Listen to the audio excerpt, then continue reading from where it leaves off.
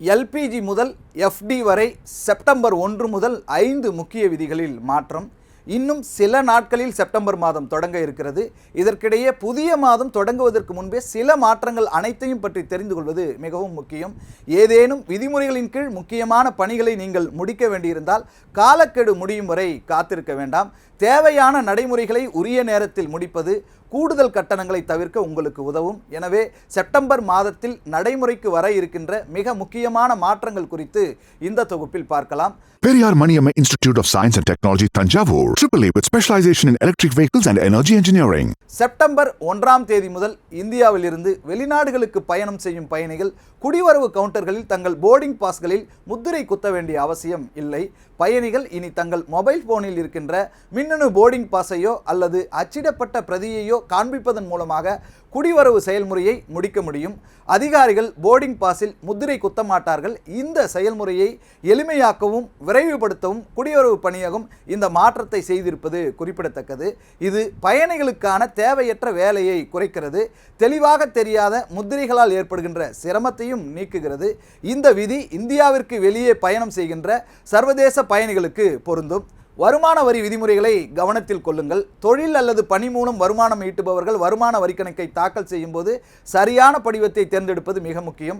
2026-27 மதிப்பீட்டு ஆண்டிற்கு தணிக்கை தேவையில்லாத கணக்குகளை வைத்திருப்பவர்கள் ஆகஸ்ட் 31, 2026க்குள் தங்கள் வருமான வரி கணக்கை தாக்கல் செய்ய வேண்டும். ITR 4 அல்லது சுகம் திட்டத்தின் கீழ் வருபவர்களுக்கும் 50 லட்சம் வரை வணிக வருமானம் உள்ளவர்களுக்கும் இது பொருந்தும். ITR 4 வரம்பிற்குள் வராதவர்களுக்கு ITR 3 பொருந்தும்.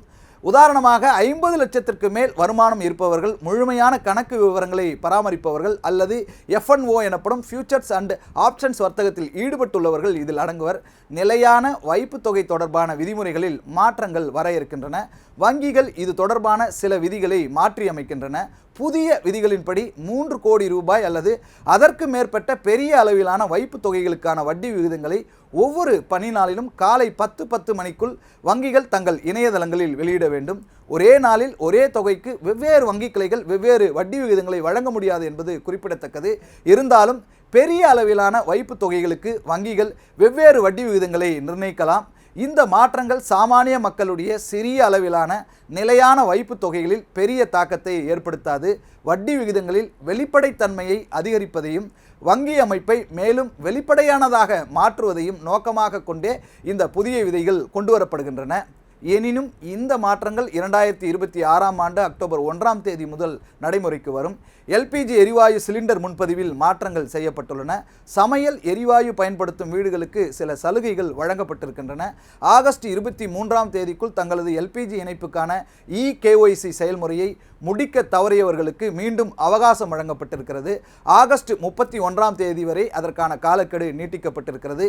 இதன் பொருள் செப்டம்பர் 1ஆம் தேதி முதல் உங்களால் EKYC செயல்முறையை முடிக்க முடியாது என்பதாகும். இந்த EKYC அல்லது ஆதார் பயோமெட்ரிக் அங்கீகாரம் கட்டாயம். இல்லையென்றால் வீட்டு உபயோகத்திற்கான விலையில் உங்களுக்கு சிலிண்டர் கிடைக்காது. இந்தியன் ஆயில், HPCL மற்றும் BPCL போன்ற நிறுவனங்கள் ஏற்கனவே மக்களை இந்த செயல்முறையை விரைவாக முடிக்குமாறு கேட்டுக்கொண்டிருக்கின்றன.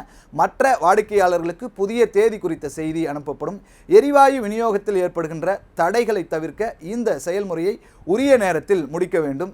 மேலும் செப்டம்பர் மாதத்தில் எல்பிஜி எரிவாயு சிலிண்டர் விலையிலும் மாற்றம் ஏற்படலாம் என்பது குறிப்பிடத்தக்கது. வங்கிகளுடைய நிலையான வைப்பு நிதி மீதான வட்டி விகிதங்களும் மாறக்கூடும். இது உங்கள் சேமிப்பு மற்றும் வருமானத்தை பாதிக்கலாம். விமான எரிபொருள் விலையிலும் மாற்றம் ஏற்பட வாய்ப்பு இருக்கிறது.